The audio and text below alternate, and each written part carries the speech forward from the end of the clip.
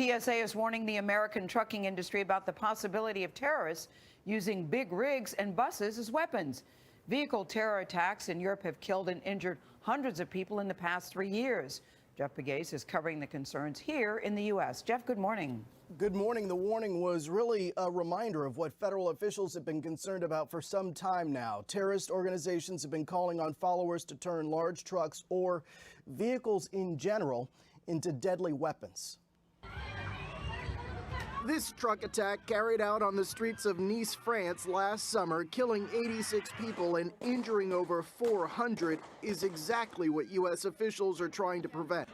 In a 6-page report sent to the trucking and busing industry, the TSA issued new indicators and countermeasures to help prevent terrorists from using commercial vehicles to inflict large-scale damage. Among the suggestions, report suspicious rentals that coincide on dates of outdoor gatherings and reinforce strong vehicle security. The ramming attacks have increased in frequency. 12 people were killed in Berlin when a truck slammed into an outdoor market in December. Additional units to the area of 19th and College. We have several pedestrians struck by a vehicle.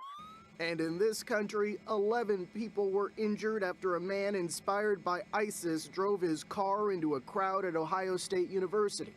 According to the Department of Homeland Security, since 2014, terrorists have carried out 17 known vehicle ramming attacks around the world, resulting in 173 deaths and 667 injuries.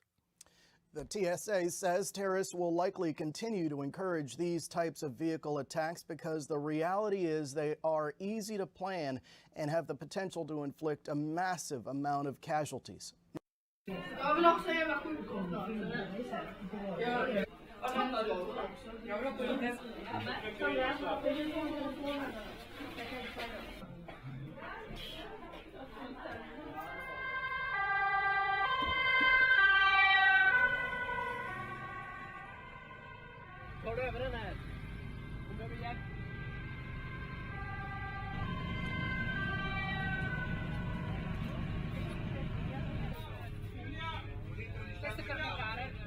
Ma noi ci teniamo proprio tanto queste cose.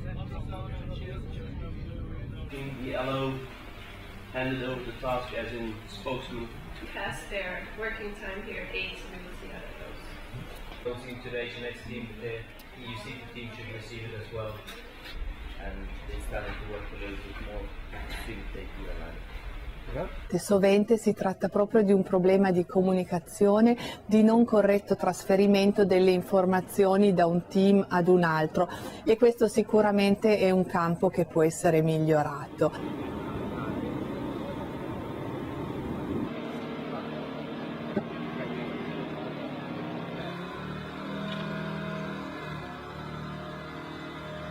The three first person are stable, yeah. And you think they may.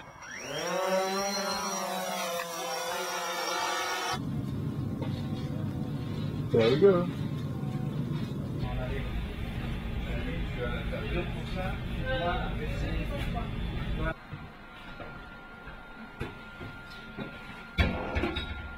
Este es el primer ejercicio en el que ellos también participan y colaboran con equipos médicos.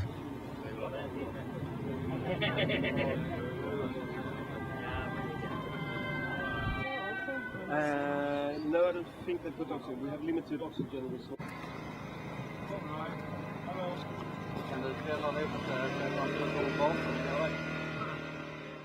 Reports have emerged claiming Dutch police bribed journalists to ignore crime statistics relating to asylum seekers.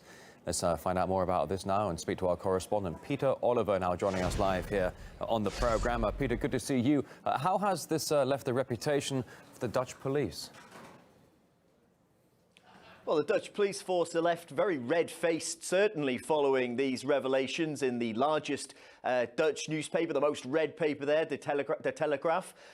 What's alleged and what they've put forward is that De Telegraaf issued a Freedom of Information request for the numbers of asylum applicants that had been caught up in crime or been involved in crime over the last few years. Well, the police force got in touch with them and offered them everything but that if they would drop their Freedom of Information request. There were things like exclusive interviews with the chief executive, Eric Akkerboom, as well as other sweeteners if the newspaper would just leave this particular story alone.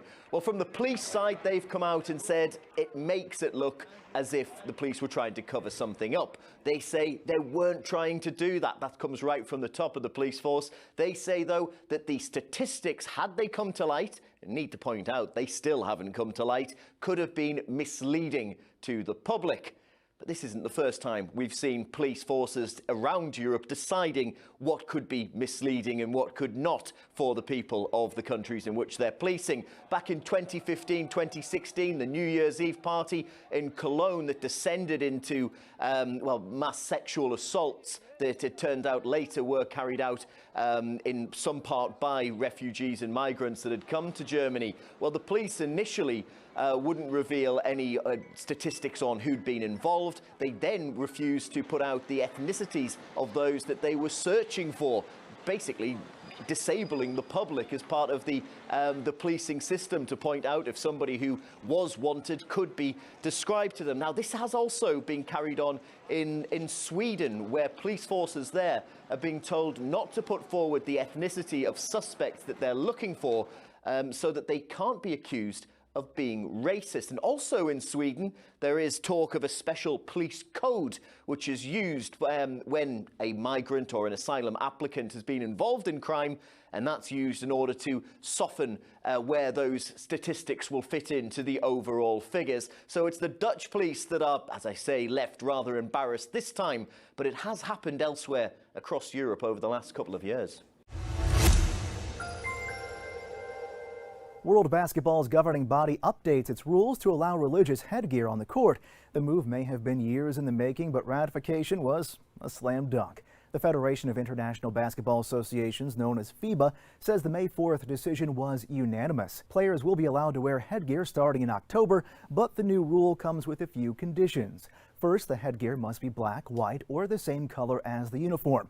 It's not allowed to cover the eyes, nose, or lips, and it can't pose a danger to anybody on the court. In a statement, FIBA recognized that its previous rule was incompatible with some countries' traditional dress codes. Qatar's women's basketball team even pulled out of the 2014 Asian Games after its players were told they couldn't wear hijabs. Online petitions urging FIBA action have also collected thousands of signatures with the help of the hashtag FIBAAllowHijab. All right, well, look at this. They stop traffic. They cause chaos. Now a private university wants to teach anti-Trump protesters how to do it right. Butler University is a private college. It's in Indiana, and it's offering a course this fall called Trumpism and U.S. Democracy, focusing on how Trump's rhetoric is contrary to the foundation of U.S. democracy, and will also discuss and potentially engage in strategies for resistance. But guess what? Overnight, the school quietly changed the course description following all the backlash. Description was, if you looked at the course online, it said, let me find it on my notes. It said that Trump, this is the class description, Trump won presidency perpetuating sexism, white supremacy, xenophobia, nationalism, nativism, and imperialism.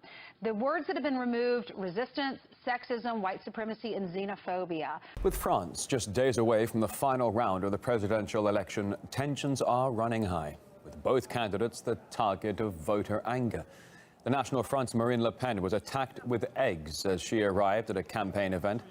Protesters, they missed their target, but did leave her seeking shelter in a nearby building. Meantime, in Paris, protesters rallied against Emmanuel Macron. They were wearing masks of his face while throwing around piles of fake money, alluding to recent claims the independent candidate holds an offshore account in the Bahamas.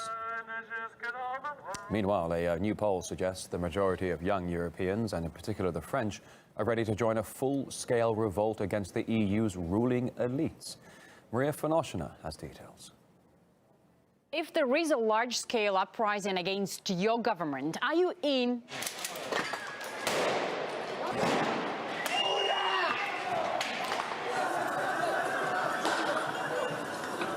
a large number of young Europeans answered yes to this question, which was asked as part of an online study. The countries with the most ready-to-rebel youth are ones which have already been seeing scenes like this one.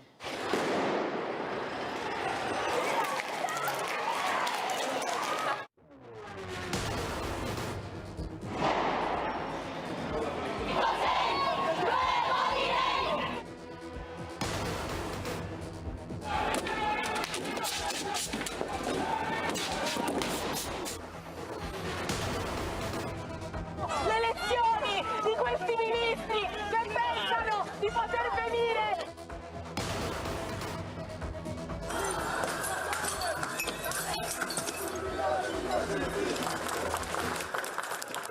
Most of the 600,000 young people from more than 30 European countries who took part in the survey do not trust their political legal system, believe all or almost all politicians are corrupt, and a certain banks and money rule the world. The study also suggests a dramatic distrust in the media, religious organizations and even charities.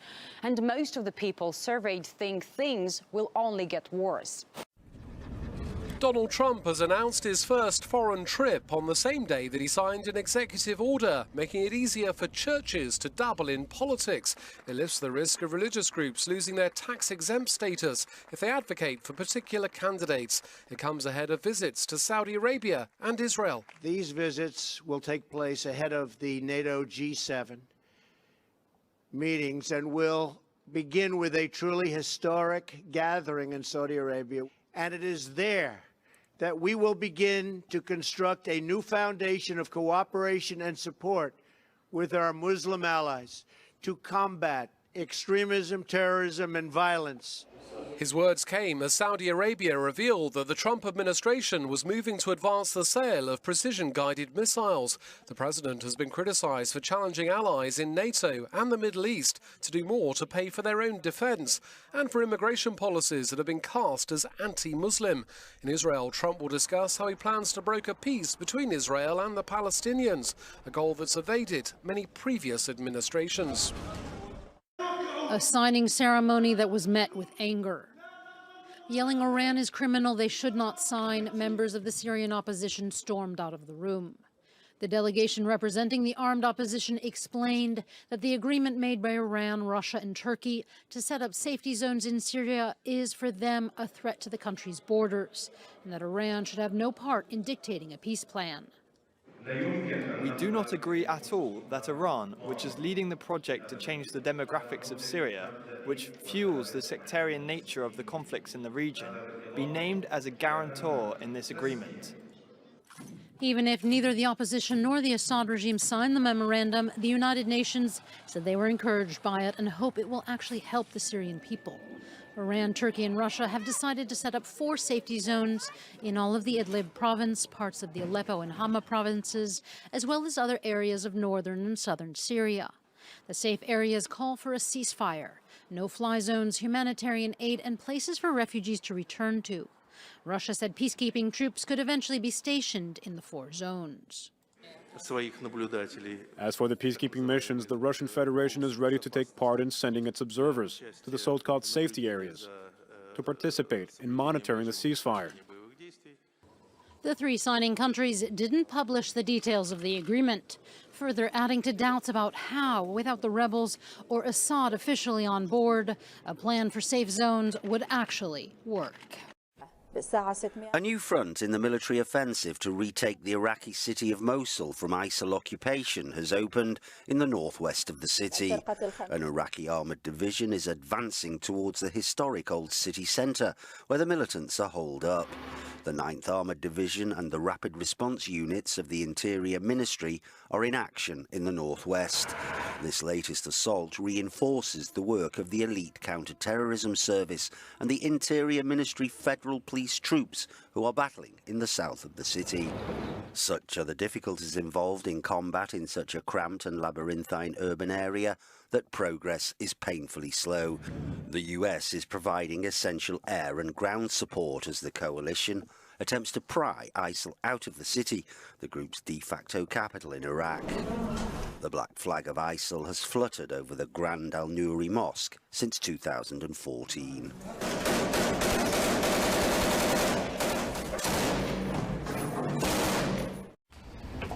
Russia's Foreign Minister Sergei Lavrov is in neighbouring Finland for bilateral talks with his Finnish counterpart Timo Soini. Discussions are expected to include the situations in Ukraine, Syria and the Korean Peninsula, in addition to security in the Baltic Sea region. According to Russia's TASS agency, the Foreign Ministry believes relations are in good shape. However, Moscow is reportedly concerned about Helsinki's relations with NATO and its stance on the Ukraine conflict. The U.S. is continuing to ratchet up the pressure on North Korea, this time going after its economy. The House voted 419-1 to sanction North Korea's shipping industry and refuse any goods shipped by North Korean forced laborers. The bill also sets the stage for more sanctions in the future. The Trump administration will decide if North Korea should be put on the state sponsors of terrorism list, which would let the U.S. further target the country's finances. This comes after the U.S. also ramped up military pressure in that area. North Korea said that joint U.S.-South Korean military drills were making nuclear war more likely. The bill now heads to the Senate. North Korean state media making a rare public denunciation of China, the lone major ally of the rogue nation. The official news agency of North Korea on Wednesday accused Chinese politicians and journalists of outright betrayal. The heated language comes as U.S. President Donald Trump attempts to work with Chinese President Xi Jinping to deter the growing nuclear threat from North Korea. The rogue state's Korean Central News Agency said China has regularly infringed upon the strategic interests of North Korea in becoming closer to the U.S. KCNA repeated Wednesday that it has no plans to end its nuclear program. Also on Wednesday, Beijing indicated in the official newspaper of China's Communist Party that Pyongyang was taking a dangerous course and should reconsider. The bottom line, China gets a rare rebuke from North Korea for its betrayal. Nullify THAAD deployment, the demonstrators chant. They're opposed to the American anti-ballistic batteries recently deployed next to their farming village in Songju County. They march towards the entrance of a former golf course where the missile system's been deployed. They believe it makes them a target of Chinese and North Korean aggression and will lead to war. China says the unit's powerful radar threatens its own security. The love of Buddha, the one with great mercy and compassion, fills the Korean peninsula. Citizens from around the country gathered here again today to argue against a weapon of war on this land. We can drive that out with all our hearts and passion. The Won Buddhists have been camped out near the location of the defense battery for almost 2 months. The push to deploy THAAD sooner than expected has intensified anger here. And on Monday, U.S. defense officials announced THAAD was now able to defend against North Korea. The assembly hall in this village has become the center of the anti-THAAD movement here. THAAD is not a weapon for maintaining peace on the Korean peninsula. It is a weapon installed as a part of the U.S. missile defense system. Not only does THAAD not guarantee or reinforce South Korean security, it raises tension in all of East Asia. Demonstrations against THAAD started last year following the announcement that South Korea and the U.S. would deploy THAAD. Some civic leaders wrote their opposition in blood. And the THAAD missiles are expected to figure prominently in South Korea's presidential election on Tuesday.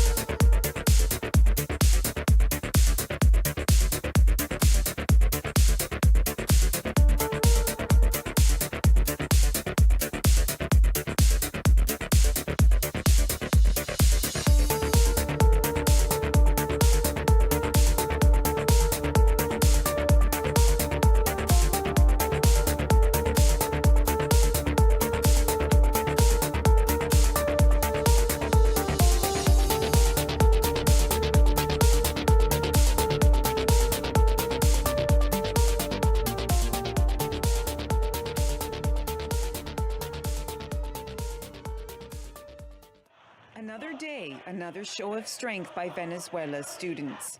as a 2-month-old protest movement against President Nicolas Maduro shows no signs of letting up. And like so many before it, it ended in violence and more deaths. You are repressing those of us who are fighting for you, so that you can live in a different country, so you know how many dead there are, injured they are. They are your victims. You attacked us with hatred as if we are the violent ones. At the Central University of Venezuela, soldiers used tear gas to disperse the crowds. Protesters are demanding early elections to remove Maduro. They say his plan to rewrite the constitution will only strengthen his grip of power. Maduro wants elections without the participation of political parties to form a new assembly, an assembly which critics say would suppress the opposition. With violence on the rise, South American countries, including Brazil, Colombia, and Mexico, have all urged Maduro to respect human rights. On the streets of Caracas, people say they've had enough. He must go. Because of him, so many Venezuelans are dying. He must have a conscience and search deep in his heart to see what we're suffering. We are all suffering. It is a violation what they have done to us. All these people are dying in the streets. They say they're criminals, bandits. No, we are tired. Venezuelans want an end to the devastating recession that has left food, medicine, and gasoline running short. President Maduro says the shortages are a result of an economic war waged by the opposition and business elite. But his attempt to control the protests seems only likely to result in more spilled blood. Amnesty International has warned that growing violence between police and criminals in Brazil is threatening to spiral out of control. In a report to the United Nations, the human rights groups highlighted the recent spike in killings by real police, 182 in the first 2 months of the year. That is 78% more than the previous year. Rio de Janeiro has this historical difference, which is insecurity, an insecurity that sometimes goes up and sometimes comes down. Sometimes measures are taken or policies that could lead to what is needed. But right now, it is clear that Rio de Janeiro needs the helping hand that President Michel Temer is offering. So an annual report from the Director of U.S. National Intelligence has revealed the National Security Agency was authorized by a court to access the phone calls of 42 terror suspects in 2016.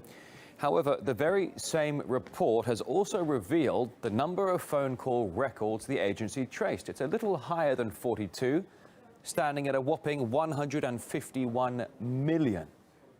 And while that figure does include multiple calls to or from the same number, it's virtually impossible that 42 suspects could have generated such vast amounts. Conversations were not necessarily recorded, but rather the so-called metadata, information on who called who and how long the conversations lasted. We discussed the revelations with the Vice Chair of the Libertarian National Committee, Arvin Vohra. The number of warrantless searches of people's records is absolutely unacceptable. And what we're seeing over here is a complete ignoring of our fundamental Fourth Amendment rights. The Fourth Amendment says that in order to search somebody at all, in any way whatsoever, there needs to be a warrant issued by a judge for that specific person for some specific reason, not just everyone for no reason at all. And this complete ignoring of the Fourth Amendment rights needs to be stopped. That's why many groups, including the Libertarian Party, are working to shut down this warrantless wiretapping program, repeal the Patriot Act, downsize the NSA, and compress the many redundant spy agencies in America into one very small intelligence agency. Soon Wi-Fi will do more than just connect you to the internet. According to a paper published today, scientists at the Technical University of Munich have developed a holographic imaging process that uses radiation of a Wi-Fi transmitter to generate three-dimensional images of the surrounding environment down to centimeter scale precision, effectively making holograms out of thin air. Apparently, generating holograms with the microwave radiation of a Wi-Fi transmitter requires merely one fixed and one movable antenna, which is much simpler than optical holograms that require elaborate laser technology.